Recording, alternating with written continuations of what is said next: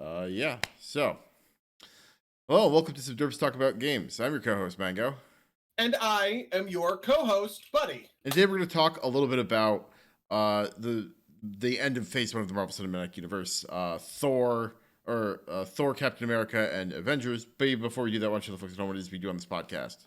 On this podcast, we like to talk about games, but as we started last week, we are honoring our promise from the 200th episode spectacular, which was to cover all of the Marvel movies, to rank all of them. We're honoring that promise here by the end of the year by going through the movies. So last week we did Iron Man 2, The Incredible Hulk, and this week we're doing the back half of Phase 1, Thor, Captain America, the First Avenger, and the Avengers.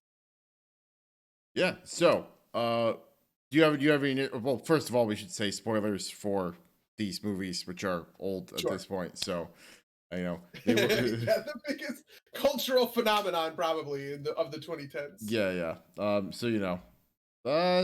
If you haven't seen them, maybe go see them. I don't know. I mean, do we want to do a typical thing? Like, how you want to do a quick up down on what you thought of Thor, Captain America, and Avengers?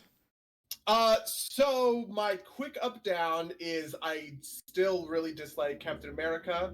Thor fell in my eyes. The Avengers grew in my eyes. Okay.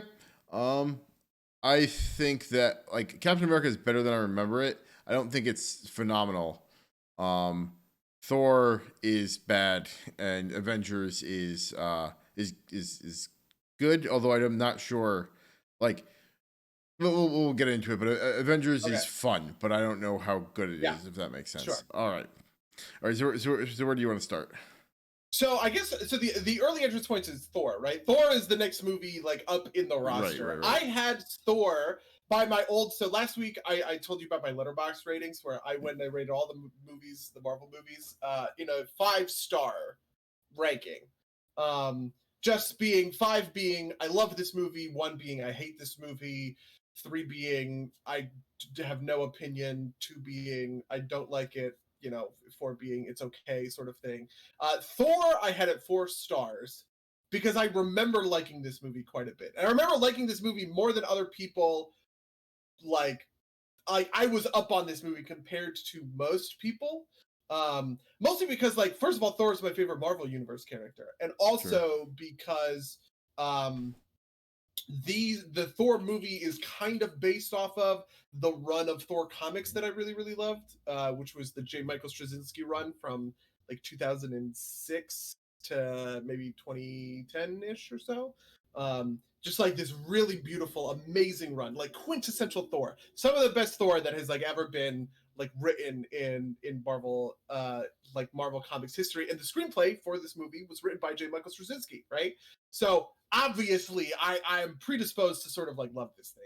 But I kind of forgot what mostly it happened was my memory of this movie was colored very heavily by the parts I liked, and the parts I disliked fell away. So when I rewatched it, I was like, oh wow, I forgot how annoying this was, or how much I didn't like this bit, or how much whatever sort of thing.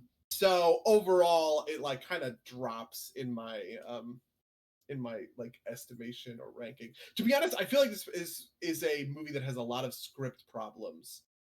Probably they started. I would expect they started with one script and then it got doctored to hell by somebody else, because it really feels like that to me. So why do you say that? I mean, like, what do you think the problems are, and why do you? What makes you think that's a doctoring issue or an I issue? specifically think that they doctored. I think that they kind of did the Justice League thing to this, which is that like they wanted to or like the Suicide Squad thing a little bit, where they wanted to like punch up the humor. And I think that the character of Darcy was entirely added just to be funny. Oh, okay. Because Darcy doesn't affect the plot at all, isn't integral to the plot at all, right? And doesn't just come back ever, right? Yeah, and I just found that character so fucking annoying. It just like drove me nuts. So I don't know that. Also, I think that the stuff in Shield is not great, and also kind of feels. Oh yeah, like so. I think this is like also like like I think Phil Coulson like starts going down like a not so great path. Like he gets less serious, I think, as the movies go on until his death in Mhm. Avengers. And I don't like that look for him. I liked him better as like kind of like a more serious guy. Um, I don't know, but I think I agree with you for the most part. I think I'm gonna go back on something I said last week, which is that like they were like the origin story thing being making these movies feel really making them feel really kind of like what's it called, overcrowded. And it's weird because I think the problem's worse in the movies where they don't actually do the origin story, and maybe that's just because they like spend so much time trying to set up who Thor is without actually doing the Thor origin story thing, right? I mean, and they do it a little bit, but like it's not a lot. Um, because Yeah, I I also don't think that the movie navigates very well between Earth and Asgard. yeah Like it does the Thor origin story stuff, and I actually think that the pacing of all that is fine. I like Thor going to Jotunheim and fucking on the frost giants or whatever. But it kind of falls apart in the end for me because just like all of the stuff with sort of Loki, it all like makes sense when I think about it, but in the moment, it just like strikes me as like weird, and I sort of have these questions. Like Thor spends the most of the movie hanging out with Stellan Skarsgård and Natalie Portman or whatever, going on their kooky hijinks, fish out of water sort of like adventure. But the whole climax of the movie is in Asgard, completely removed from that. And the movie wants it to be about that, right? Like it wants it to be about Thor is sort of he loves Midgard now, and he is sacrificing that in order to defeat Loki. But all of that just felt so contrived. yeah, Um, especially because he's only this on like time, Midgard for like what, like a couple days at yeah. best, right? Like, why is Loki nuking Jotunheim? Why is the Bifrost being used by Loki to nuke Jotunheim? I just like, why does destroying the Bifrost matter? Isn't Heimdall aware of this stuff going on? It's just like so many questions about like the back half of the Asgard piece of the movie just kind of feel like they don't like quite add up. And if I were to line it all out, I'm sure I could tell you, like I'm sure we could put it together. But it Right. doesn't like feel that way.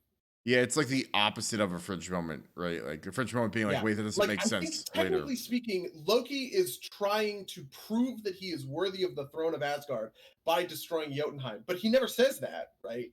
It is Yeah, that's like never established. It's only alluded to when he secretly kills Laufey in Odin's throne room or whatever, yeah, when Odin is in the Odin sleep.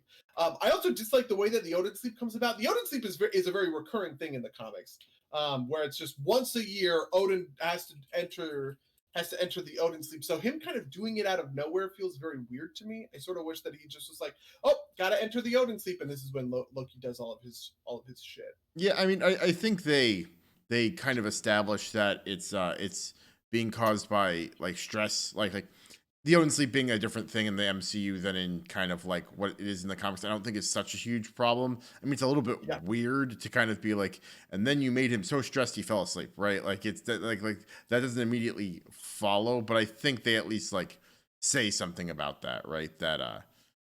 Uh that like unlike the kind of like worthiness thing, which is like I don't know. I remember back when I first watched this, basically thinking that like I remember Loki being righter than he is on a second rewatch. Meaning, like I think Thor is kind of like a dumbass, right? And but I remember Loki seeming to be more competent than he did on a rewatch, and I wonder why that is.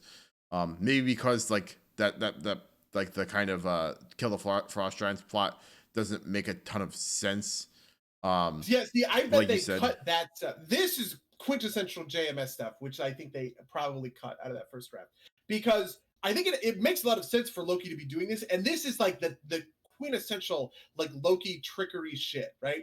Odin is asleep. He lies to Thor to keep him on Earth, saying that he's exiled forever. He can never come back or whatever.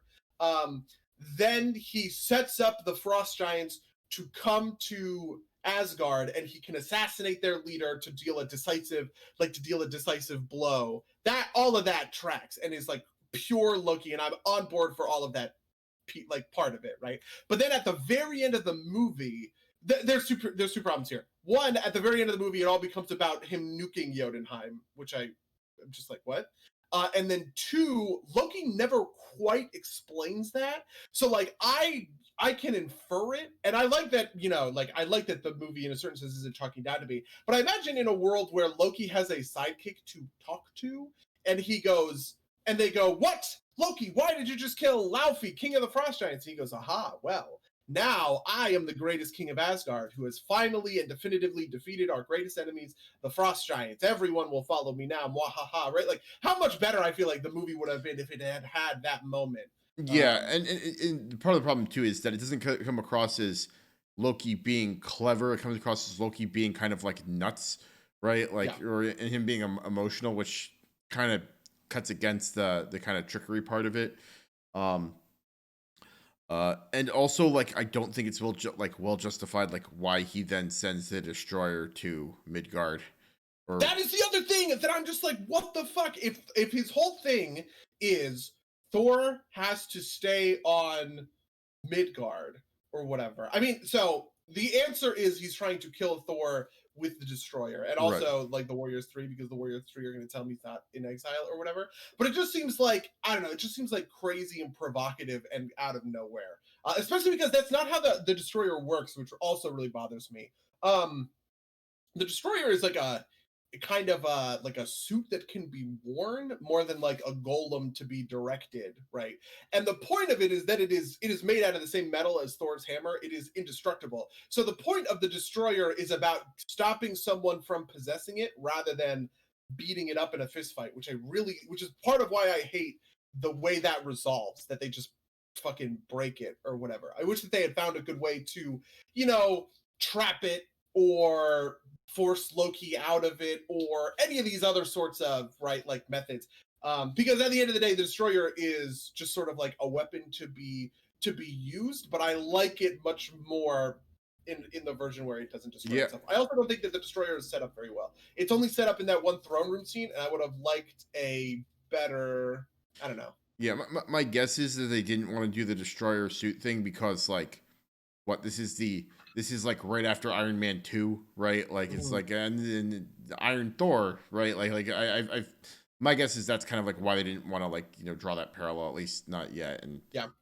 maybe they could have done something else with it, but that's my guess. I will say that on the Destroyer, I love the Warriors 3, and I think that the movie does pick up quite a bit when they show up and hang out in Asgard and they have their fight scene. Actually, so I feel like the action in general in this movie sucks, but when it kind of pulls out, like the first fight with the Frost Giants is really sweet, and I liked that whole bit. And there's also a bit of that in the Destroyer fight. Maybe it's just like the CGI fights are good. And like the hand-to-hand fights are bad, because like the whole shield section, which is sort of a prolongated action scene and has Thor like punching shield agents or whatever, I hate that stuff. That stuff I think was filmed really terribly. Yeah, and also it doesn't like feel like it. Like, why would Agent Coulson think that this dude like should go get the hit? Like, it doesn't feel like it flows well in the story, right? Like we as the audience know why him getting the hammer makes sense, but like I don't think it makes sense that Phil Coulson would think that he should get the hammer. I don't think, at least. Yeah, like there's the part where Phil Coulson just lets him leave, and they justify it by going like, follow him. Like Phil Coulson knows that they're like lying.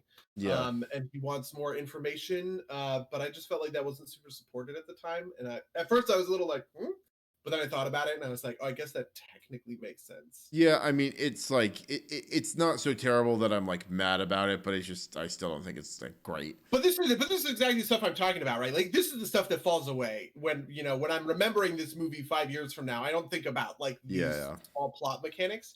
I'm thinking about the stuff where I feel like it really works. Like I like the scene where he's explaining Yggdrasil, the world tree, to Jane and helping her with like her notebook. I think all that stuff works really well. I love the stuff with the Warriors 3. I think that the, you know, like the Frost Giant fight is super sweet. I actually really like Loki's interactions with Thor and the Warriors 3. They really do nail like Loki and Thor's interaction, which is pretty unique in the comics because Thor is kind of a big dummy and Loki is smart. And the whole, a lot of their conflict is that Thor, it's kind of like brawn over brains in a way. Like Loki as a character is sort of too smart for his own good, and Thor, by being like a dummy, beats him up by being stronger, which is a completely opposite dynamic of what is normal, right? Like normally the hero like outsmarts the villain Yeah, by yeah. doing whatever else, but here's the story where it's like, no, like my big dumb jock brother really does beat me up all the time, and you root for him, like. Yeah, yeah, no, and that's also that also carries through to Avengers, right? Yeah, With the Hulk scene. Although I don't like Loki's character as much in Avengers, but I um, also have lots of problems with Loki and Avengers. we can get into that a little bit later, maybe. Do you have anything else on Thor you want to talk about before we move on to Captain America? What else do I want to talk about with Thor? So it does drop. So I had it as 4 stars. I probably would rate it as 3 stars right now, but I would still like go to bat for it because, like I said, I like that early Frost Giant stuff. I also just like Asgard in general, and most of the stuff that goes on Asgard, like Heimdall and all that. Like I think all that stuff is pretty sweet. Just like the movie really takes a dump at the third act, and also the Shield stuff. And also, I just fucking like really hate Darcy. Like, I just really hate Darcy. What an annoying character. I bet at the time I thought Darcy was funny, but like now that I'm like 30, I'm just like, oh my god, get out of here, please. But yeah, so ultimately I would call it I guess I would call it a 3 star movie. Oh, another thing. One, the music sucks, which was also true. I've said this about most of the Marvel movies, except for Yeah. Iron Man really nailed it with the electric guitar. But in all the other ones, the music has sucked. The music in Thor fucking sucks. It is bad. And I hate the Dutch angles. They're all over the place in this movie. So cinematographically, I'm not super on board with this movie either. Even though I really like Kenneth Branagh generally. Okay, no, that's all fair. I think I'd put it more at a what's it like at like a 2, just because I think that like the movie wants it to be about Midgard, and like there's like I just think it's like so nothing in there. I don't like a lot. Like I think the Midgard stuff always feels kind of like secondary to everything else. Oh, yeah. Well, does that core relationship work? This is my thing with Midgard. Is I think Jane, Thor, Stellan Skarsgård, or the fucking his name is, that whole relationship works really well for me. Stellan Skarsgård, which The one? old guy. He's Doctor. Oh, the Dr. Blake or what? Or something like that. Like the No, doc. his name is Dr. Zelvig. Dr. Blake is Thor's alter ego. That Oh, they right, like, right. In the comics, which is the fake like name they use for him. Yeah, yeah. Right, yeah, right. yeah, So I think that I don't think that the Jane Thor relationship like hasn't like I think the interaction is fine, but I think that like I just don't think that like the story like justifies kind of like the stakes that I'm supposed to feel about like him abandoning or him being oh god, locked out of Midgard, right? Like I just yeah. I also don't love the love story. I think yeah. that this is also something that we kind of learned over time with the Marvel Cinematic Universe, and also other stuff. Where the love stories sort of fall away over time. We're still in the middle of like, you always have to have a romantic subplot in these movies, but by the time that you get to kind of 2016, right, I feel like there aren't a lot of that. There's nothing in Civil War, BVS, not really. I mean, I guess they're in a relationship. Does that count as a romantic subplot? Um, you know, they just we kind of like progressed past that point, and so it did feel weirdly dated to see the romantic subplot kind of back to back in a way. Yeah, and Doors kind of drops out as the series progresses, right? Yeah. Um, and I think by the time we hit 2016-ish, like all the relationships that are going to exist kind of are established. And like maybe we'll get one in the future as new characters cycle in, but like the big ones are what like Pepper and Tony, and then like kind of the shadow of Carter, and Cap, um, and Yeah, that's I feel like basically it. it was specifically Pepper and Tony in Iron Man 2, Thor, Captain America, that trifecta of three sort of romantic subplots back to back to back that made me just be like, wow, this is not something that we see, because I don't, like, Doctor Strange doesn't really have one. Black No, Panther has one, I guess. So there's that. But Captain Marvel doesn't have one. Like, I feel like a lot of these, Thor Ragnarok doesn't have one with Thor and Valkyrie. Like, they just kind of it's a lot more like platonic buddies yeah, movies. yeah, absolutely, yeah. So, I guess Spider-Man has one though with like new MJ. Oh, Uh, that's true. Yeah, that's yeah, true. but Uh, so yeah. Anyway, those are my closing thoughts on Thor. yeah, and mine as well. So, move on to Captain America then, the Okay, yeah, first Captain Avengers. America. I have long hated this movie. This movie really bothers me. Not because it is better than it is better than I'm giving it credit for. I don't hate it because it's bad. I hate it because it does shit that just pisses me off, like the kinds of things that bother me. And it is my patron example of this. And I probably talked about this on the podcast before, right? That my thing with these movies is stakes, and I feel like Captain America has terrible stakes. I am never invested in the stakes of the story, and I am 100% lost. I was a little surprised because I thought it was sort of better than I remembered in certain places. For a while, I actually thought I was really going to come around on it. Maybe after the first hour, I was like, "Oh, this is a lot better than I remember." But then it just went all downhill from there, and I was like, "Nope, I was right. I hate this movie. Fuck this movie." Right. So where do you feel that it goes downhill? So my big thing is the factory fight, the first interaction that Cap has with the Red Skull, where they're at the factory. It is that is a moment where the Red Skull loses all threat, and the rest of the movie just spends its time telling you the Red Skull is dangerous and showing you that he is not, basically, right? So I also have like bigger structural quarters with Captain America. I think it is that first half, which is good, is actually too long and kind of fucks with the movie or whatever, Okay, I buy because there's that. very little give and take or back and forth, even like between Cap and like the Red Skull or whatever. At every interaction that they have together, Cap wins, the Red Skull loses, right? Which is the opposite of like a typical story, right? Like the typical story has the antagonist here, Cap is going to be here, right? And he is going to surpass. Man, if you're listening to this podcast, you didn't get what I was just saying. But like normally the villain starts out more powerful than the hero, and the hero has to change in order to become more Right. powerful than the villain, right? Like they have to undergo some sort of character arc in order to get what they need to beat up, the bad guy, right? Very typical, straightforward sort of hero's journey stuff, right? But in every interaction that Cap has with the Red Skull is losing and running away, it feels like. And so they keep saying, like, oh, he's on the verge of destroying whatever. But then they just show us this gigantic montage of Captain America and the Howling Commandos effortlessly destroying all of these factories. There's this whole thing Yeah. with like Okay, the that's train fair. heist with Arnim Zola where Bucky dies, and that's a huge thing, right? Bucky dies. Oh, the sacrifice. But they win. They capture Arnim Zola, and Arnim Zola tells them where the Red Skull's final hideout is. And then they effortlessly take that final hideout, and he flies off. And it's just like, I don't know. That's the thing, is that I'm completely unsold on Red Skull's danger and menace at any time. Because of the mechanics of the plot of the movie.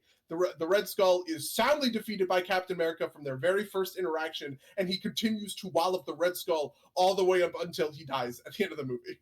Yeah. So So I get your point. I think part of this is that like the stakes are kind of high enough for me by it being World War II, right? Like I think that like brings in a kind of like a lot of implied kind of like existence, right? Like it's weird because I did kind of watch this as kind of like like a World War II alternate history type of thing.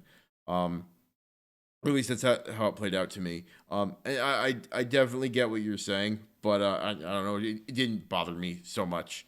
Um, Yeah, Mostly. like this is, I want to be clear, this is stuff that is like fine-tuned to bother me. Okay, that's What fair. I want in these sorts of movies is I want those stakes to ratchet over time.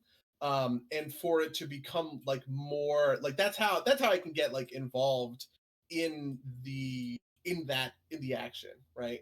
Um and so that's a personal taste thing more than like a real qualitative. I don't think the movie is bad because of this. I think this thing is bad, but it is specifically the thing that I look for to judge whether or not a movie is good or bad. So Okay, like I it see what you're saying. Yeah, yeah. stands out as yeah, you get it. Yep. No, absolutely.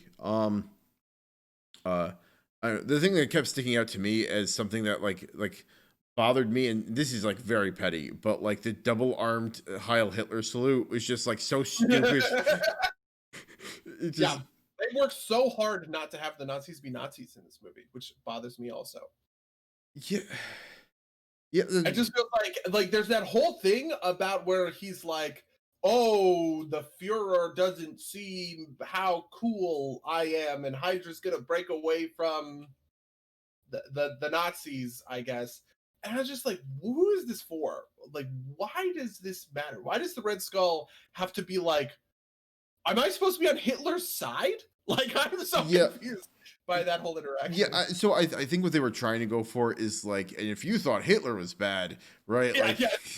Let me introduce you to Super Hitler over here. he heils with two arms. Um, Yeah. is that a thing from the comics? I just can't get past that. Like how like Hail Hydra is a thing from the comics, but I don't know that the salute is. yeah, it's just so what. Yeah. Anyway, No, it really fucks with me too. Especially because, like, so this is another part of the stakes thing.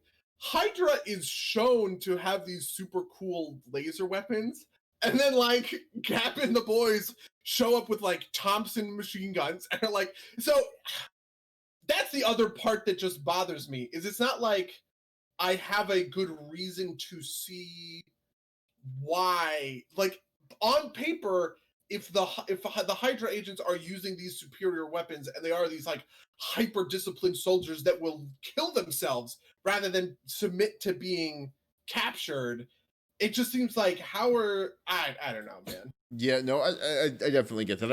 I think something that you're really pointing to there is that like the Hydra weapons are supposed to be important, but they're not really any better than normal guns.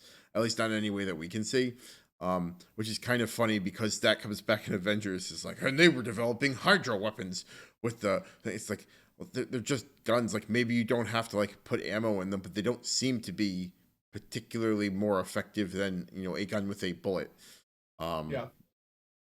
but yeah, But I do want to say that I think the first part of the movie does better. This is part of what I talked about last time, which is like we were seeing sort of a fundamental shift in the way that we view these superhero movies, where they kind of come away from the 2000s version, which is like very focused on like the villains and stuff. And this version is much more zeroed in on the hero, and like telling his story. Like it takes 120 minutes to get to kind of the true ass kicking portion of Captain America, where he dons the suit and he's going to like fight bad guys, which seems like just an insane amount of time. But I do think that that's the setup that they do is like pretty good. Ultimately, I probably would have cut it, right? Like if it's me, I think I want that portion with the factories that's just in the montage, which I just think sucks so bad. I just think that's so dumb. That probably needs more room to breathe. And if you really want to set this guy up to fight the Red Skull, you need to expand. That just like takes time. But the budget that they use does go to a good place, which is setting up who Cap is, how he exists right in the world. I like all of that stuff. I specifically really like Stanley Tucci. The Tucci, obviously, just any movie, he fucking kills it. I actually specifically wrote down, I said, Howard's American accent is very bad. And then I wrote, Hugo Weaving's German accent is very bad. And then I wrote, Stanley Tucci is the only person that has a good accent in my notes. which character is Stanley Tucci? Erskine. He's like the doctor that chooses. Oh, okay, Cap. yeah. Like he has so much kind of heart and pathos that it just like carries. I don't know. It just like carries that whole front section, and that's sort of the reason why I was like, oh, like maybe I was wrong about Captain America. But then like he leaves, and Right. then it takes forever to get to the part where Cap fights people, and then the fighting is just like all one-sided buffoonery that just didn't feel dramatic or tense for me at all. So like it ended up sort of I was right all along. You know what I mean? Like I look back at myself, I was like, no, you had that. You had that correctly. But I forgot how great Stanley Tucci was. Mm. Yeah. So I also like the like I like the interplay between Stanley Tucci and the Colonel. I forget that Oh, I actress. love the Colonel. Tommy Lee Jones. Yeah. Tommy Lee Jones. Yeah, absolutely. Um, I also thought that most of the the Peggy Carter stuff landed for me for the most part. I thought the scene where like the secretary like kisses Captain America was dumb. Very contrived. Yeah, I think they did that just to have Peggy Carter shoot the shield. Like, but like otherwise, I thought that was handled pretty well, right? Like I thought that's a thing that kind of was well set up and also reverberates throughout the series very well. I think this. Yeah, no, I guess I agree with that. I do have some underlying problems with some of this stuff, and I think this all comes from the first half just takes forever, where you get and Peggy's in there, which is why she sort of like gets out of it. But I did have a problem with the interaction with Howard with the Howling Commandos. I feel like there needed to be more of sort of that aspect to it. You kind of get a little bit of um Dugan, but mostly the Howling Commandos are sort of just like vague gestures at a personality. You know what I Yeah, mean? Didn't have any sort of room to breathe, which just I don't know. Like maybe Captain America need to be like a 3-hour movie or something. yeah, or like a two-part movie, which they weren't going to do this early in the series, right? Like, Yeah.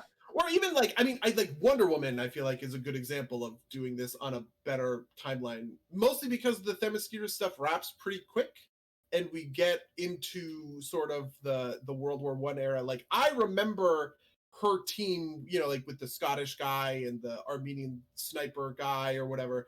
Much I've completely forgot about the Howling Commandos. yeah. No, that's a good point. You know, it's part of that is that you don't have to actually go through the whole like, you know, the actual construction phase. I guess is what you like the power up phase for Steve, with Wonder Woman, Yeah. but I also feel like Wonder Woman has well and also like Aquaman does this. It just feels like the modern way to tell these origin stories includes a couple of like choice flashbacks to keep the story running, which makes sense to me. Man of Steel also does this. Where you know you will start in the middle of the action, right? Like Aquaman starts with the inciting incident is Orm destroying, you know, like the eastern seaboard with that big tidal wave or whatever, and he is already going and dealing with that stuff. But we're cutting every once in a while, we're cutting away to see him training with Vulko or whatever, right? right, So those scenes like in an alternate version of Captain America, right?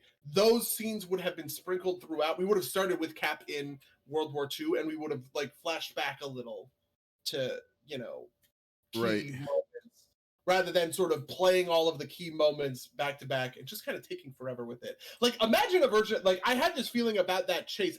I'd forgotten about this car chase in New York City with the guy who killed Erskine, right? right, But that only arises, I'm pretty convinced, because the story is told in a linear order and they need an action scene in the beginning of the movie. Because I was like, oh shit, yeah, like we're 45 minutes and somebody needs to fucking punch someone, right? yeah, Like, yeah, you know, and in a version of things where that can be an action scene that is relevant to the present time and we are flashing back to core stuff in the past, we don't have to kind of like, you know, mix and match if that yeah. makes sense. So I think I disagree with you a little bit, just because I think that you kind of need to have the Captain America story front loaded, because it's about kind of like it's important, I think, to see Steve as a weakling that gets powered up, right? And I don't think you can flash that back as efficiently. Um, I just don't think it would work as well in a series of flashbacks. Yeah, Um, maybe. at least not the way the kind of structure is. Like maybe there's a version of this where like, you know, he's talking to like some kid somewhere and being like, I used to be a weakling too, and it flashes back. But like that's like Yeah, I would imagine it would be something like that. Like you have a new guy in the unit, he's gumming into the Howling Commandos, and he's like, "Oh shit, I'm with Captain America's super crazy badass unit," and people are telling stories, and they're like, "Oh, he wasn't always this badass." Boop, we're back into Stan, whatever that guy's name, Bucky Barnes. We're back into Bucky Barnes telling us about how Cap was a piece of shit at Coney Island and couldn't do anything. Also, by the way, the Steve on the small body looks very dated and bad.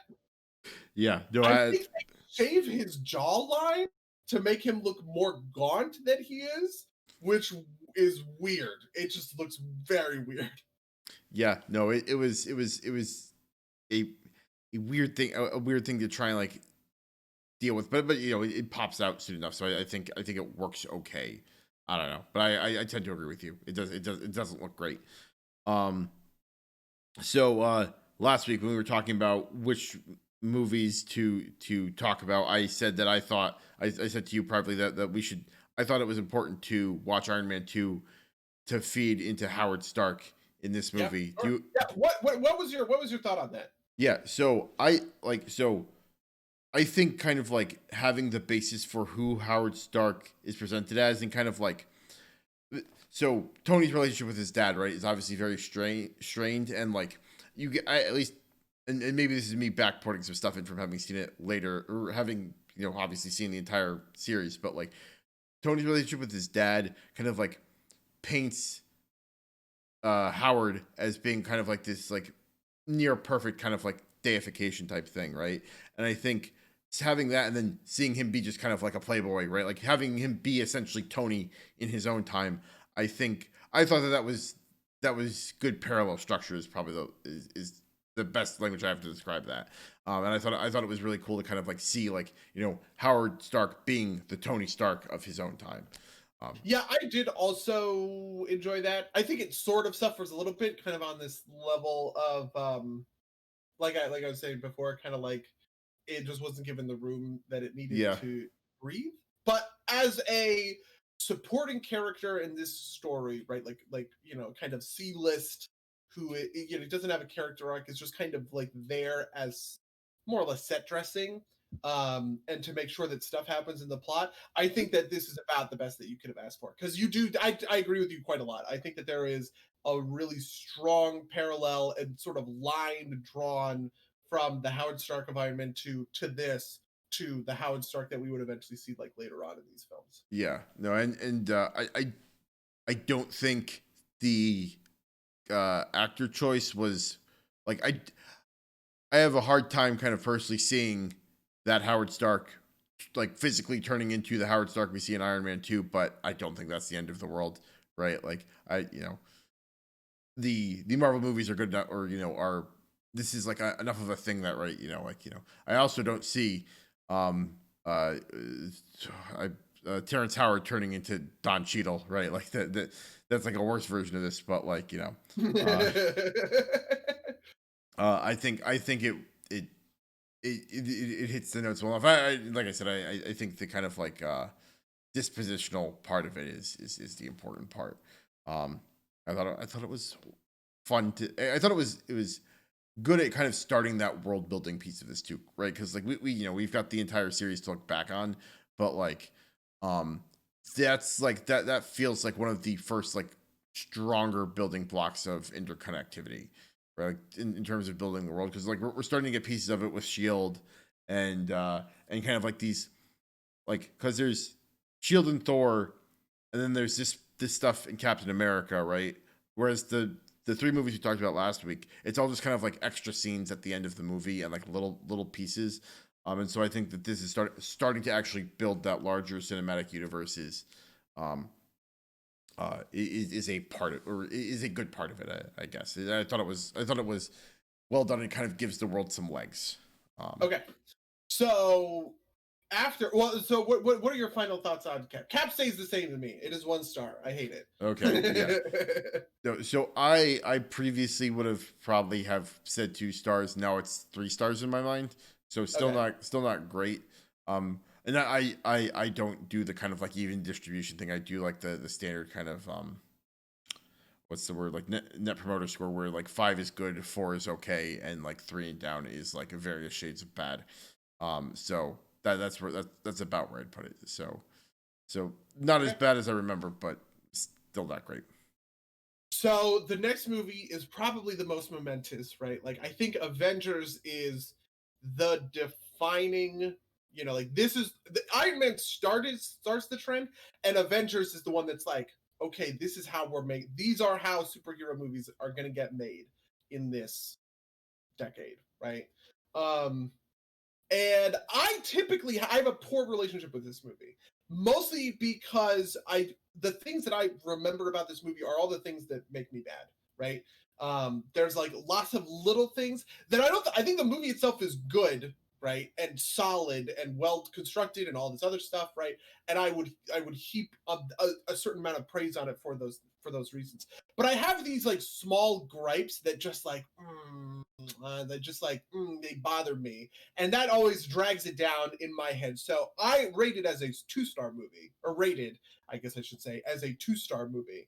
But with an understanding that like this is a good movie that I happen to dislike more than it is a bad movie, sort of. Okay, fair enough. And I think I'm pretty much the same. I think I would have, like, I remembered it being good, and like and I watching it again, I thought it was good, but like in like the 4-star range. Like maybe back in the day I would have called it 5 because it was so fresh and unique, right? Like I might put this kind of in your kind of framework of, Kung Fu Panda stands on the shoulders of Star Wars type of thing, right? Sure. Like um I think if I saw, like, if Avengers came out now, and like I don't think Avengers is good enough to beat Avengers, if that makes sense, right? But yeah, I think it was kind of like groundbreaking in some ways, but I also thought that like the kind of plot elements themselves are pretty light, which isn't great. Um, but I thought it was like the watching the movie again, I just realized that like it's all just kind of like fodder to like really make that fight for New York scene sing.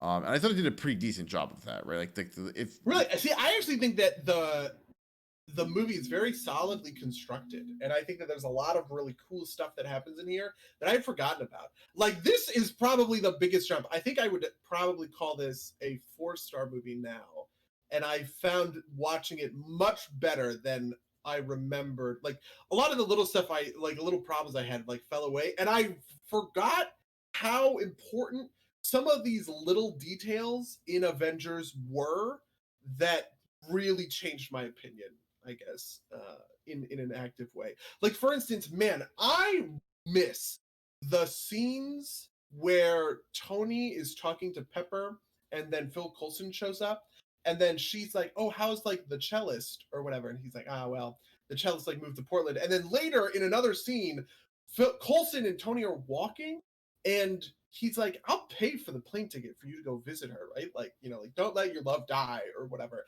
And it's such a small thing, but it is emblematic of something that I feel like has just completely fallen away from like these modern movies. And I haven't seen a moment like this in a long time, which is this like suggestion at a personal friendship. And it also happens in other places in the movie, right? It mostly happens with Coulson because he is kind of that like emotional sort of like through line or whatever. But this is something that never shows up, it feels like, in Infinity War. It's something that never shows up, it feels like, in Endgame. Even in Civil War, really? Like those movies, I guess I'm shitting on those directors, right? The Russo brothers. This movie establishes so clearly that the Avengers are friends, and I was just like, forgot I forgot about that, right? Just like, and it's these little things, these little throwaway lines, right? Like the part where Black Widow is like, "This reminds me of Budapest," and then Hawkeye goes, "You and I remember Budapest very differently." Stuff like that. I don't know why. It just like really, I was like, wow, this is what I have been missing, it feels like. okay, I might buy that. And maybe this is just me kind of like, again, at the end of the road, being like, of course they're friends. I've been, watching this series for 10 years. Um, but I think the thing that I'm more speaking to is that like the kind of actual mechanics of what's happening it doesn't seem that complex to me, right? Like it's a lot of kind of like you know it's kind of like standard kind of plot line, right? Like like very simple, very kind of like straightforward, and I think that that's fine. But like I said, I think it's mostly in service of like getting to the big fight at the end of the movie. And then I will buy what you say about like kind of building the friendship part. But I think that a lot of that comes at the kind of the expense of, or maybe not the expense, but like they do that instead of building a more kind of like complex plot. Yeah, no, I actually would agree with that. I think that the plot mechanics are good in a miniature level. Like, so for instance, I think my favorite part of the movie is this helicarrier stuff, right? You have Thor dealing with the Hulk, and the Hulk is doing stuff with Black Widow, and then Iron Man and Captain America are trying to like restart the engine. And I think the minutia of the plot in that moment, all that stuff is very good. And you're very in the action where it's like, okay, Tony needs to restart this fan, but he needs Cap to pull the lever at the right time, right? Like the Hulk is chasing after Black Widow, and if they don't deal with the Hulk, he's going to, destroy the helicarrier. Like Hawkeye is invading the bridge or whatever, and Nick Fury has to, like, all of those moment to moment sort of like plot elements. I think all very well constructed, and it moves from those moments effortlessly, which is very good.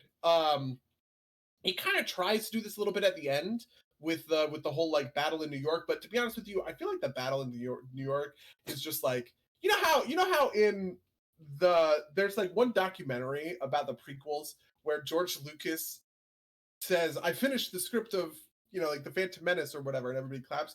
And he's like, there's a lot of pages where it just says they fight. I think that's what happened for the third act of Avengers.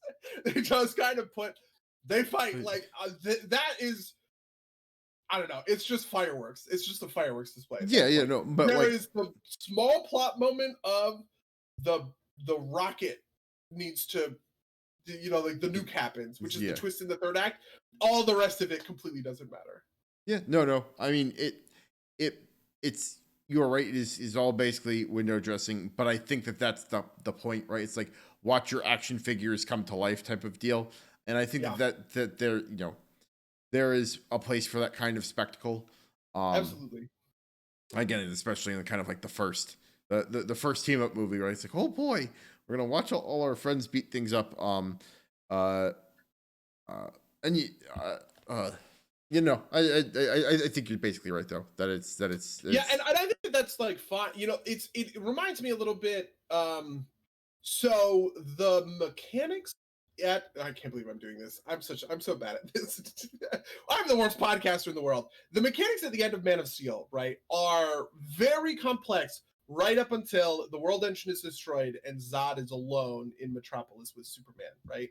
Then it's just 10 minutes of punching, basically, and it is just like the fight. But because the movie, in my view, I know not everybody agrees with this, sets up the stakes of, if Superman does not destroy this guy, like does not defeat this guy, he is going to single-handedly just destroy the world, because he is, completely omnicidal at that point, right?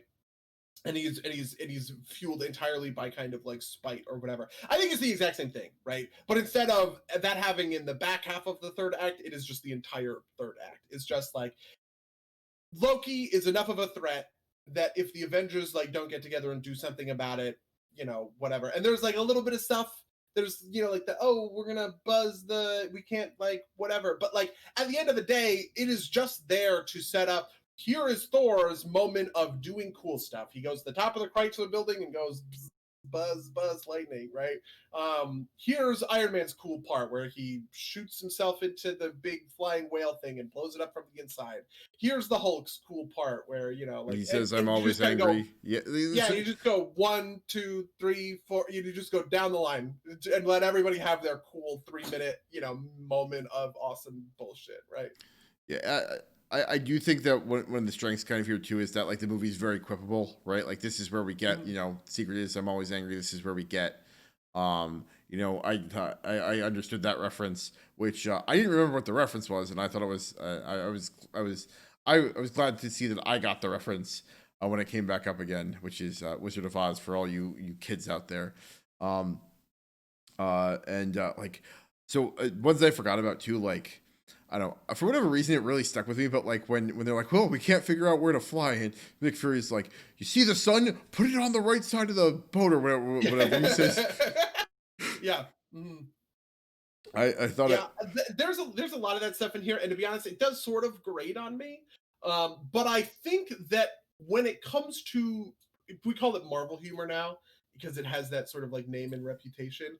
But I think that Marvel humor is worse in anybody but Joss Whedon's hands.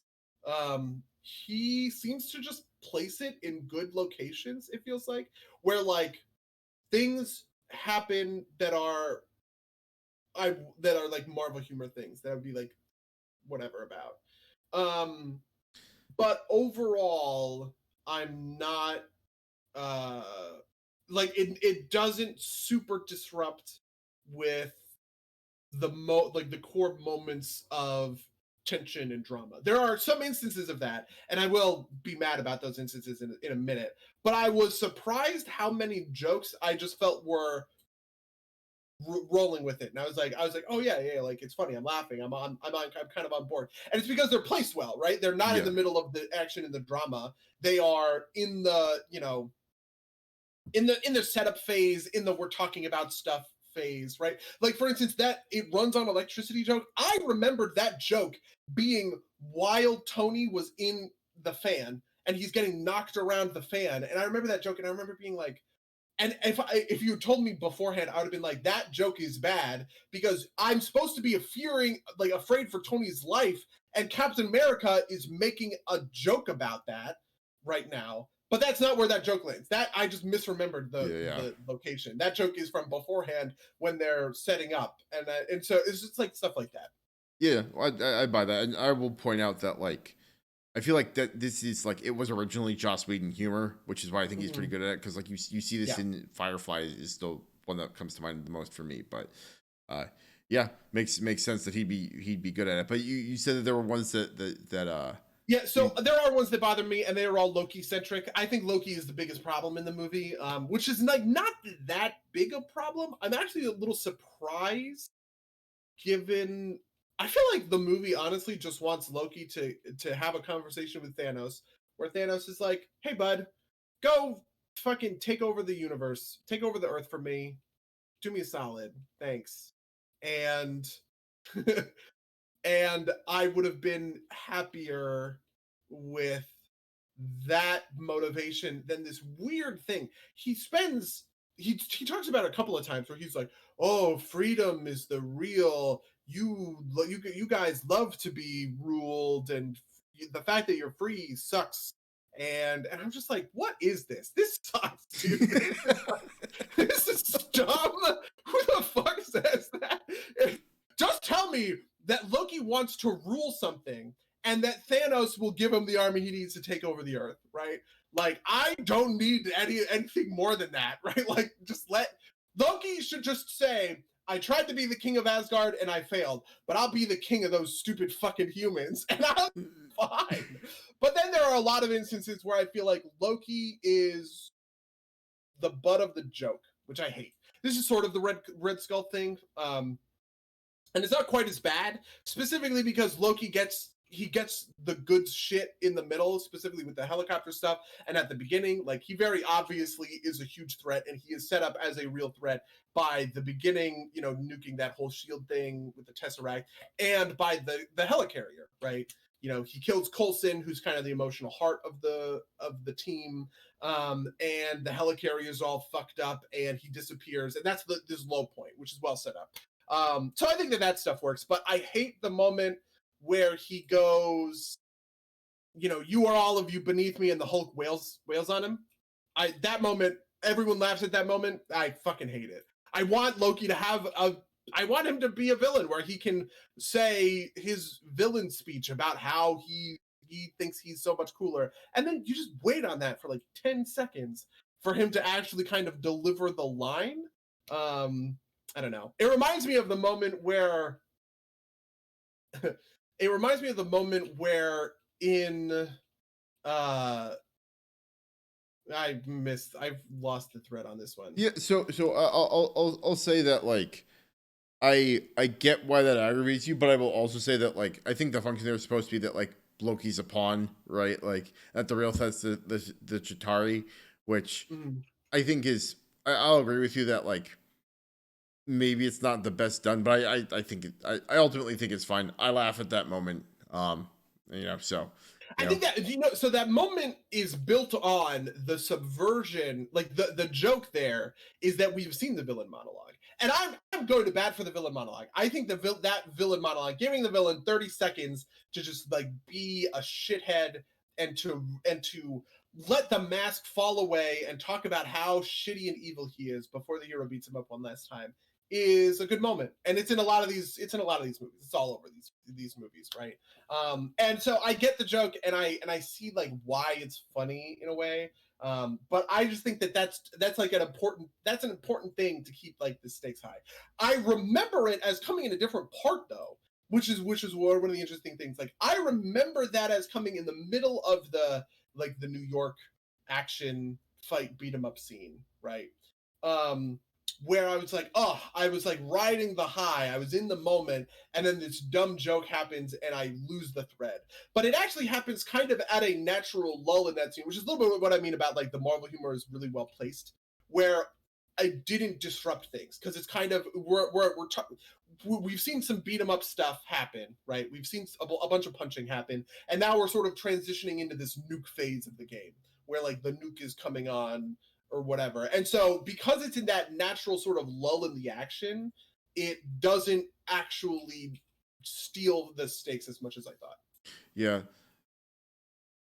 yeah. So just to kind of transition a little bit because you mentioned it. Um, like I didn't really remember kind of like the shadow government thing. In fact, I didn't even like I had totally forgotten where the nuke came from. Right, like um, Mm. that like read real weird to me, and they don't show up again, do they? Right, like is this resolved by like the Hydra thing in the later movies that Shield's I got? feel like it's resolved by the Hydra thing in the later movies. I also thought it's very weird. This is probably the piece that I would criticize most. I hated this whole thing where they're on the helicarrier and they find the prototype phase 2 weapon. I was just like, what the fuck? What is that? Yeah, Um, it's like it just you know what it is. It just feels contrived because yeah, it is this contrivance to oh Fury has some dark, like Fury has some dark secret or whatever. But it just felt very lame. Like I remember, and specifically remember what it was. I remember in the theater thinking that they were going to set up that phase 2 is Nick Fury is stealing the Iron Man armor or whatever to like make like weaponized shield suits of Iron Man armor. And I thought, and it's one of those things where it's like I thought that would have been the cooler way to go. But honestly, I think anything there just kind of sucks. They're just trying to find a something, and I would have liked to see something that ties more fully and directly into like the plot as a whole to make that work. I yeah. guess. No, the weapons thing was definitely there to like make Captain America angry, right? To like give him a reason to just trust things, right? And I will agree with you. It I, functions nice. I actually, you know what it is. The thing it should be, and I don't want to do this, but the thing it should be is that the Hulk was created because they were trying to re-engineer Captain America. Yeah, yeah, I think so that moment comes from the Ultimates comics, which I love. We actually should do an episode on those, by the way. They're great. The Ultimate comics, which I really love, which is basically all about this, right? That they are trying to recreate these super soldier serums, which is the genesis for the Ultimates, which is a different version of the Avengers or whatever, right? But it's a big point of contention, and it's a big point of drama, right? And I think that's what it needed. That moment needed a real sort of centerpiece of drama that ties into the plot better than the phase 2 shit, which just really feels like it comes out of nowhere. yeah. Um, I mean, also like the other half of this, which is like the nuke thing, is like there were a couple of like things that like broke my disbelief, and like one of them is that like they would nuke New York City, right? Like that just like seems like Yeah. so nuts to me.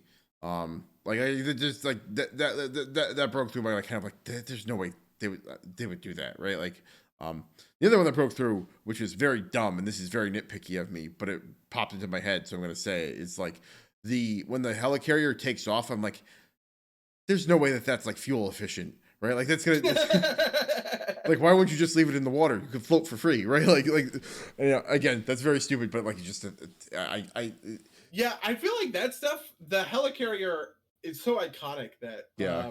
I No, I get it. like it's a rule of cool. Because I did have that thought for a second when I was like, well, wouldn't so the fans, which are built to like they're built to be like helicopter blades, right? To keep this thing aloft in the air. They're also churning water. But it's like, if I take the screws on a ship and I turn them up, it's not like the ship that's not how a helicopter works. You know what I mean? And vice versa. I could not take a helicopter rotor and put it underwater and that helicopter would move or whatever. And I had that moment, but I don't know. I think Yeah. that's pretty nitpicky. No, it is absolutely nitpicky. It's just like why is this flying? And and like second part of this too is like, and if you weren't flying, it wouldn't be a problem that they blew out the rotor, now would it? Type of deal. But yeah, no, that's nitpicky. It's just me being silly. But I also think so when it comes to this movie, I also think that this movie really nails basically everybody except for Hulk and Thor, who I have some problems with on a character level. Like everybody else, I think is great. Iron Man, Captain America, right? I love Black Widow, Hawkeye. I remember really disliking Black Widow 10 years ago, but I thought her stuff was great, except for her action scenes. The action in this movie sucks, except for it's sort of the CGI stuff is good. The handheld stuff is shitty, and all of Black Widow stuff is very handheld. Um, but I really disliked the way they handled the Hulk. I think I've always had this criticism. I think that's my secret I'm always angry moment is bad and doesn't work for me, and I just don't see it. And then I also think Thor is a little bit of a throwaway. Like I feel like this movie doesn't have it doesn't know what to do with Thor. yeah, I would agree with that. And is the character that it seems like Joss Whedon is the most uncomfortable with. Yeah, no, I think I agree with that, and maybe part of that's just because like he is just kind of like a meathead, and there's not a lot to do with him, right? Like I think Taika Waititi does a good job, kind of like turning that into like cool fodder obviously later on. But yeah, and it's also weird because I think like Thor doesn't really get good until Ragnarok, right? Like, and but I mean, we will rewatch, but like Thor 1 isn't great, and I also remember Thor 2 also not being great. So let's see if that holds up. But I think Thor's just like so I like Thor a lot in Age of Ultron, but obviously I love Age of Ultron, so we'll get to Age of Ultron a little bit later down the road. Yeah, I have a lot of problems with. How do you feel about that Hulk thing? I feel like that's my secret. I'm always angry is definitionally unearned. Like by the text of the story, how is that the case?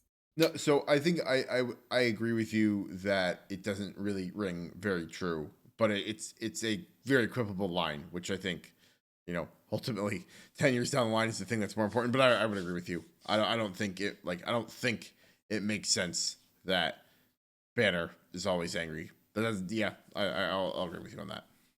Yeah, though I do love Mark Ruffalo. Rip to my boy Edward Norton, who I think I would have preferred to see in the role, to be honest, at the time. But Mark Ruffalo is great. He's very good. So there, even if I don't think the character super works in the movie, he as an actor is very, very good. I agree 100%. Especially kind of like doing the whole kind of like calm, like he does the kind of like very intentionally calm thing well, right? Like it comes across as being both like practiced but relatively natural, if that makes sense. Mm-hmm. Right? Yeah. Like you can tell he's doing it on purpose, but like it's not obnoxious. So yeah, I'll agree with you on that. I also wish that there was a real. This is the other thing about the Banner is trying to replicate Cap. I wrote in my notes, I was like, that line is so important. I can't believe it's just a throwaway because it's not between Steve and Banner. It's between Steve and Phil Coulson, who's like, that is the least. It feels like something that is really pregnant with meaning and drama, and it is sort of like tossed aside. Like, I feel like Bruce Banner should sit there and say, I wanted to be you, right? The 90-pound weakling who takes a serum to become, the world's first superhero. That is amazing. That is so cool, right? All of my research went into that, and I took a serum, and now I'm a monster. That is so pregnant of drama that it bothers me that it's like so close to being there, but not on screen. Except that's not that is not by Banner's reasoning why he took it, right? Like he the Hulk goes into a little bit of detail that he thought he was doing I think medicinal research or something like that. Yeah, the weapons application was a secret. But yeah, I think there's a way to do the drama there, but I think it's just I don't think your specific outline works exactly. I think that is the movie I want it to be, which is not a fair criticism. You know what I mean? It's I would have redone the movie this way, which is whatever. Fair enough. Anyway, so we're about at the end of our time. So last week we started our rankings. I had Iron Man 2, Hulk, then Iron Man in my rankings. All right, so my power rankings right now are, or so you want to go first with what your current rankings are? So my current rankings are Iron Man 2 at the top, Hulk, and then Iron Man. Wait, is this right? I don't remember what I said last week.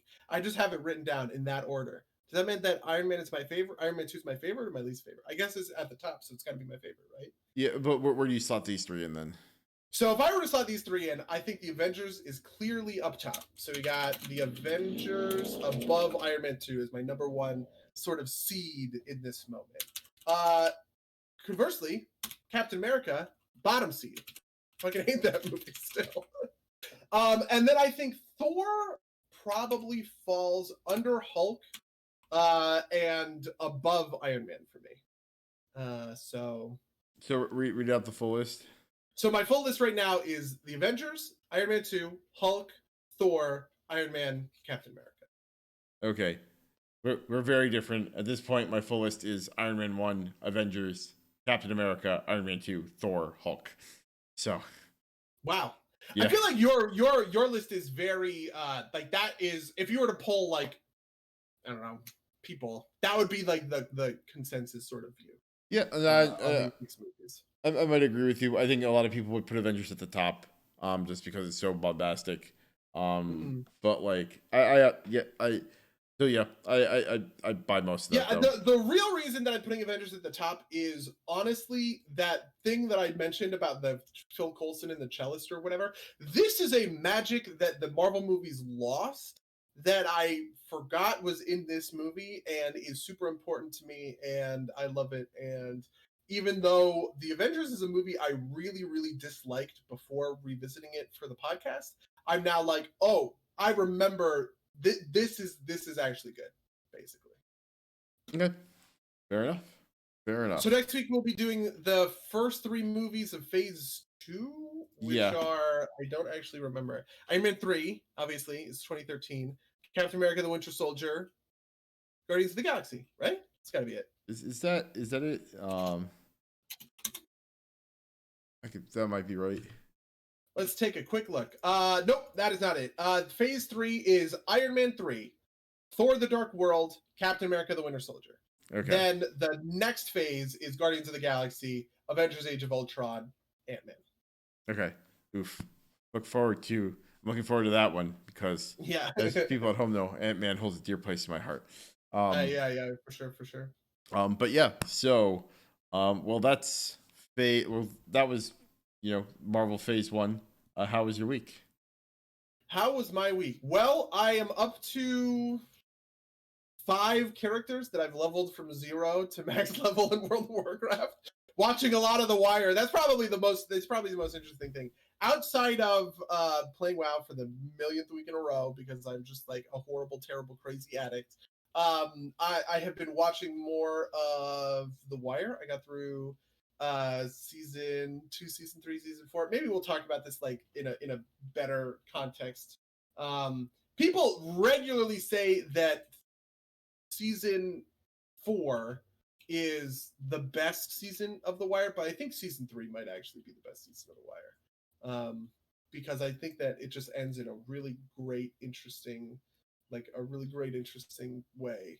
Um, so yeah, I don't know. I feel like your week is gonna be. Oh wait, no. Well, whatever. Your week is probably gonna be more interesting. Tell me all about it. I don't know how interesting my week's going to be, but so I played a bunch more Hades. I don't know if this happened before last week or not, but I finally um kind of got through the epilogue part, which is good. Like it's a great game. Can't recommend it enough. I also played. Do you know the game Helltaker? No. Okay, so this is this free small puzzle game on Steam. Okay. That I am pretty sure, if I'm remembering this correctly, was made solely because the guy who made it wanted people to make fan art of his characters. It's like a dude, the Helltaker, goes into hell and like gathers a harem of demon girls. And it's not an explicit game, but like it's a very kind of cutesy game. The art's great. And the game is really short. It took me like what? Let me see. It took me like probably like and it took me 69 minutes to beat. Nice. That's doing kind of all the little optional stuff, but you know, like I said, it's a very clean game. Very well it's very like I said, it's very short, but it is well put together and pretty. And it has had the desired effect of a bunch of people on, like, say, Twitter making art of the characters. So good on that guy for that. Um, the other big thing I did is I started watching um, uh, Truth Seekers. This is the Nick Frost Simon Pegg show on Amazon Prime. I think it's on Amazon Prime. Oh, okay. Yeah, it's about like so it's like Simon Pegg has had a very small part in the I think I watched the first 4 episodes so far.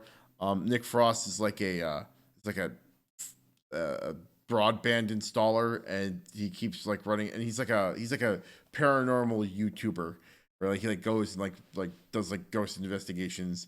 And then like the plot is basically him and installing partner, who is a he's a dude. He's a dude named Elton John. It's not Elton John, but that's the whole joke, which is played sparingly enough that it works every time. It's like Elton John. It works well, trust me. Okay. But like paranormal shit happens, and they go through it, and it's been fun so far. It's like kind of that Shaun of the Dead level of like realistic enough that like the humor works combined with kind of like the paranormal stuff. So I would give it a recommendation. I need to finish watching it before I can give it like a full-throated recommendation, but it's fun. Um, and I think that's the biggest thing I can the big things I could talk about. Did you have anything else you wanted to go? Thing that's new in my life is the new Gone Viral patch came out Ah, on Friday, and I put out a video today uh for like the big update. But I had to play, so I knew that on Friday, and if you listen to last week's podcast, I was like, oh, tune in because I'm going to be playing the advanced patch. But what that ended up meaning was I got a build of the game that wasn't like linked to my Steam build, and I had to redo all of this stuff in game, right? So I was like earning new levels of insanity. I was like earning new, like unlocking these mutations and stuff like that. But I was also playing the new characters. The new character is named Joe. Um, and there are two characters in Gunpowder right now. There's Decimus, who's just the base gladiator, right? And then there's Abacus, who is faster than Decimus and more fragile than him. Like he has armor instead of health, so he can't use hearts, which are more plentiful, to like replenish health as he's moving throughout the arena. One of the things about the game that we have known for a very long time is like people like playing on Decimus and people also like playing on Abacus, but like Abacus is a hard character that is like a hard mode sort of thing, right? Like he is an explicitly harder character to play than Decimus, and we wanted to create a different sort of like entry level, I guess, character that somebody could who like hops into the game could play as, um, to make to make that process a little bit easier. And that ended up being Joe. Joe has a hammer, and the way her hammer works is she does a 4-hit combo. So it's 3 hits that will stun. So it's like stun, stun, stun, and then she does a big AoE slam, right? And that has a lot of knockback and damage, right? But it's also sort of Dark Soulsy, which is once she's in that animation, she's locked to it. So if you hit the button 4 times, you will go all the way through the animation. And I actually found myself like losing a lot of health or whatever, while playing as Joe. And then to unlock Joe, there is her cell is in the arena, and you have to go into the arena with keys, which are just like an item that'll drop, right? And you have to bring 50 keys to unlock locks on her cell once you bring all 50 keys. And I had an amazingly fun time with this, even though I mean like it was literally my job. And I was playing this build trying to prep for the Friday stream because I was like, I need to play Joe on Friday. That's what we're advertising. But I just found myself like really motivated, and I was like rerunning a lot in the game because I just wanted to build those keys to unlock Joe. And I ended up literally bringing 49 keys and having the last key, I got it on stream. So my first stream was I was playing Decimus, and I went and we found Joe, and I unlocked her with my key or whatever. Nice. But there's also some other new stuff. There's new voiceover from the announcer who like who's in the trailer or whatever. But actually, maybe the most impactful thing is there's a new Carnage item called Juicer. So for folks who don't know, Carnage items are items that like you can activate, and if you collect enough currency, they will like recharge, right? Juicer is a new one of those that when you activate it, it uses your like injector, which is like a potion, like a it could be anything, a healing potion or whatever, without consuming it. And that one item makes runs insanely cool just from a strategy perspective, where it's like all of a sudden you are now like, oh, I need to load up a cool injector so that I can constantly be using Juicer with it to do sweet stuff. Like I got one that was portable airdrop, which is it drops in a chest, which has like items and shit in there, and it's just like I'm spamming it to be getting as many of these drops as I possibly can, and you can build like whole builds out of pumping Carnage into Juicer into these things, and it's just like it's nuts, and it's insanely cool, and it's insanely fun. So that is the other game that I played a lot of over the last week, and will probably be playing more of it. I'm not for everybody gets good. Fair enough. And those 50 keys, I guess it's a cross run, so you don't have to do it all at once, I presume. Yeah, you don't have to do it all. I lucked out actually because on my very first, so Joe, her room is like a spawn room, and I think it is guaranteed to spawn in your run somewhere, right? But sometimes it's on the first floor, which sucks because you might not have the keys for it. Sometimes it's on the second floor, sometimes it's on the third floor, sort of thing. And so the thing that I thought that was really interesting about that was my very first run, I was hoarding keys and I was buying keys, and I wasn't hitting chests because I was like, ooh, well, what if what if the chest consumes the key? I want to keep the key. And I ended up bringing 21, I think, keys to Joe on my very first encounter. I flooded Joe's cell with these keys.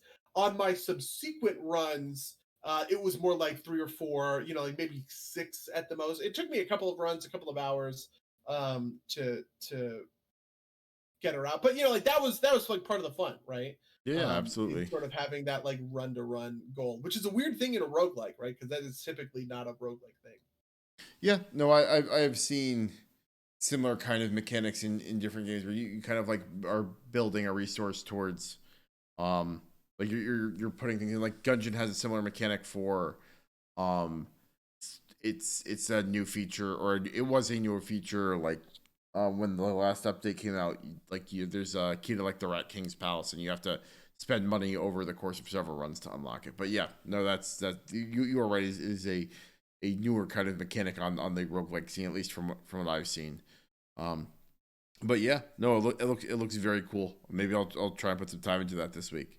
Um, yeah. Oh, the other. Also, I guess paid for by Akupara Games, which is, I work for that company, obviously, Hmm, in case anyone doesn't have that disclaimer. fair enough. Fair enough. Uh, the other thing I put a little bit of time into this week is I picked Celeste back up on my Switch. I did a little bit of traveling this weekend, so I just did that to pass some time. It's still an excellent game. It is very solid if you like platformers. I highly recommend it to Yeah, anybody out there. I have heard it compared to Spinch, and there are Spinch things about Celeste, or I'm sorry, there are Celeste things about Spinch. Like there's a lot of apparently very innovative ways that they designed the platforming in that, like, so that like if you leave a platform, you still have 2 or 3 frames Oh, where you Coyote can Time. yeah, like Yeah, that yeah, stuff yeah, or yeah. whatever. Yeah, that's called Coyote. That mechanic you're talking about is called Coyote Time. I think Game Maker's Toolkit did a video on the things that it does to make it feel really good. Um, Yeah, that must be it, because I remember it was like a thing in for like indie, yeah, yeah. platform stuff I'll or see if whatever. I can find that video. I'll link it below. I highly recommend Game Maker's Toolkit for everybody out there too. Um, he does great videos on stuff like that. Um, but yeah, no, I didn't play a ton of it, but it's a great game. I also I took the opportunity of having my Switch to kind of download the new Smash characters, which are the Arms character Min and Microsoft Steve. Very weird characters. Didn't get a ton of time in with them, so I can't give like a thumbs up, thumbs down on them. But they're definitely interesting. Did you hear about the next day patch for Microsoft Steve? No, what happened? I don't know anything about this actually. So when you win as Microsoft Steve, he like does like all the characters do poses, right?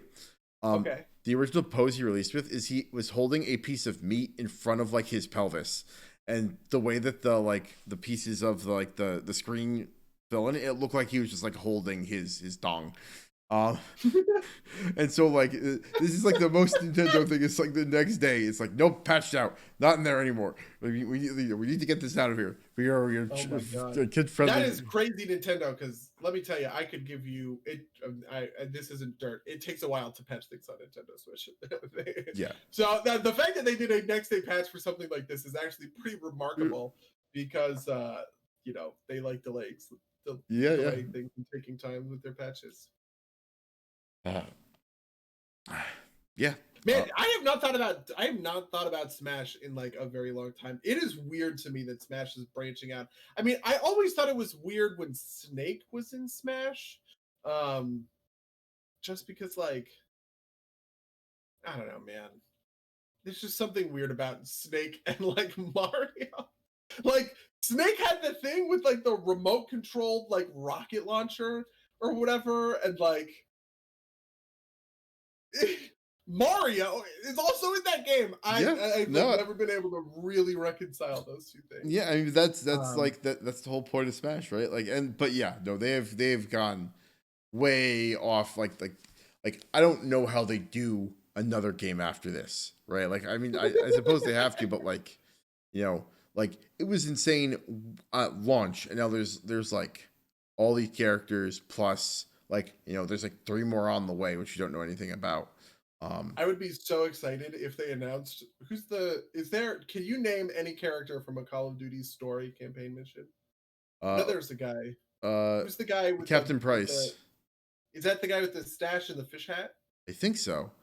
Could you imagine if he was the next person to show up in Smash? I would break. I would never be able to interact with that piece of news. I would Oof. just be like, How that's how not would how real. would you react if it was like Grom Hellscream Oh, or see that would be fine. I feel like the juxtaposition I feel like is between the fantastical and like the hyper real. Okay, You know what I I mean? see what you're Like saying. that's the part that gets me. And so, and I'm trying to think like maybe there's a better example for just like the most normal, realistic character from a video game. A sim, um, See, or even The Sims is like oh yeah, honestly yeah, pretty fantastical, right? But like the whatever this guy from the Call of Duty game, like I feel like the Call of Duty games are just like the most. I yeah. No, the most kind of generic, like realistic looking game. maybe Yeah, like is there's a story game? Who's the protagonist of Gone Home? Like you know what I mean? that would be weird. Especially because you don't ever see her, right? Like you're always in her Oh perspective. yeah, yeah, you're right. Yeah, you're right. That's true. Like Grom, you know what I mean? Like so, like Grom Hellscream showing up next to it's like Samus or whatever, right? Like the Metroid universe takes itself more seriously, but it feels like okay to have Mario and Samus fight to me, right? But there's just something. I mean, even the fantastical nature of Snake is those science fiction, absolutely, right? Um, but it like borders on like Yeah, it's on the cusp of it, such that I'm just like, but part of me wants to say like Johnny Silverhand might get that. But like the other part of me just would say like, well, at that point it's just Keanu Reeves in in Smash. Keanu yeah. Reeves for Smash would I be. also think it would bother me like if Ezio from Assassin's Creed was Yeah, in Smash or something. You know what I mean? It's see, like, I think that actually might have like a reasonable chance of happening at some point, right? Like because God, you're it's fucking right. Actually, the moment I said it, I was like, this could happen. Because the other thing is that it's also a very realistic game in the sense of like it's based in like history or whatever, and you're like right. climbing the note. I mean, obviously, mind controlling golden orbs is not realistic, but like the when I think of like when I interact with Assassin's Creed, I don't feel like I'm interacting with like a fantastical property in that sense. Yeah. So we've got a comment from 1400 that's suggesting GTA, and I think that would also be kind of hilarious. Like, That would also be kind of hilarious. Like Trevor from GTA, holy shit. That one would also feel incredibly out of place. But yeah. just like, could you imagine like he runs you over with a truck, you know? Or just like pulls out like a regular gun, or like Arthur Morgan, like Oh dude. my god. Oh, that would be. Oh god, that's funny. Yeah, fuck. I mean, and the other thing about I don't think it would ever happen with the Blizzard characters because Heroes of the Storm is that, right? Yeah, no, that's true. Um, That is true. but like that is also a little bit of uh when the Overwatch heroes started popping into Heroes, I felt like that was a little weird for me because Okay. it's like I don't know, Hanzo just doesn't seem no Hanzo's I guess not so bad because he's like an archer or whatever. But just like I don't know, there's something about the modern day setting of Heroes of the Storm kind of put next to Warcraft, Starcraft, Diablo characters that just feels a little weird. Yeah. Yeah. Yeah. No, I think I agree with you. But yeah. Yeah. But yeah, Smash is a crazy game. Um. It's Uh. funny. Kind of in that vein, as I talked about Johnny Silverhand, the other big news is that Cyberpunk's delayed by 21 days, which gives me more That's time true. to find a 3080, or maybe get one of the new Radeon cards instead. But like it's Yeah, apparently those new Radeon cards just like are they are about the same power wise, but they're cheaper. yeah. Is what Twitter told me. That is the general thing. But the kind of deep down thing is that the Radeon cards are not as good at the ray tracing thing, which is kind of like the big, powerful tech.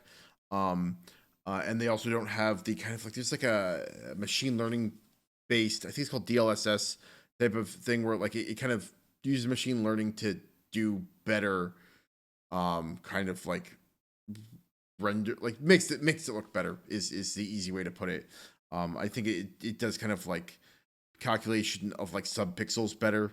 Um, I don't know what the real kind of performance on that is, or the real performance output on that is, but the one thing that the Radeon cards have going for them is that if you have one of the new processors which they announced earlier this month, you get like a bonus from them working together pretty well. So we'll see. We'll see how it all pans out, but hopefully hopefully it'll be in time for I'll be able to get one of them in time for Cyberpunk because I am hype for that game.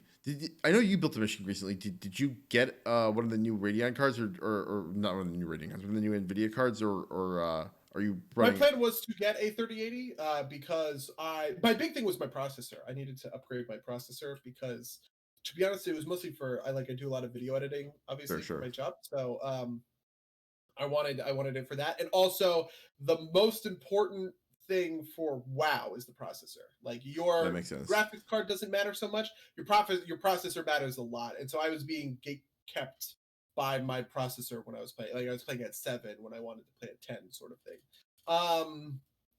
So but I knew I was like, I know I want to make this processor upgrade.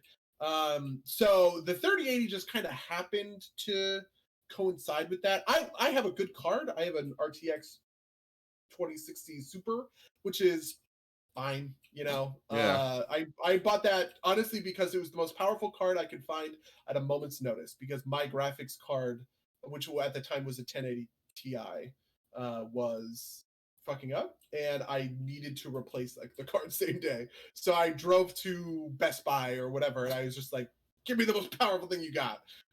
Which turned out to be that 2060 Super or whatever, which is not insanely powerful, but it's good enough. Yeah. So Yeah. I'm sure I probably won't be able to run Cyberpunk on like super insane crazy settings, but I will Yeah. be able to run it on, Good just fine settings. settings. Yeah. Yeah. Yeah. Though they also I don't know when I'm going to play Cyberpunk because they announced the new release date for Shadowlands, which is November 23rd, 2 days before my birthday, which is nice. Also, 16 years to the day after the release of World of Warcraft and like 27 years after the release of like November 23rd is apparently the day that Warcraft 1 and World of Warcraft both launched. And so that'll mean that Cyberpunk comes out 2 or 3 weeks into like Shadowlands stuff. So I'll probably be like thick in the war crack at that time. Though funny, how do you get like addicted to games? Like how do you feel about like your interactions with games in an addicting way? I had an interesting conversation with a friend of mine who was like, I don't want to play World of Warcraft because I think it'll suck me in too much. I'll get really addicted to it.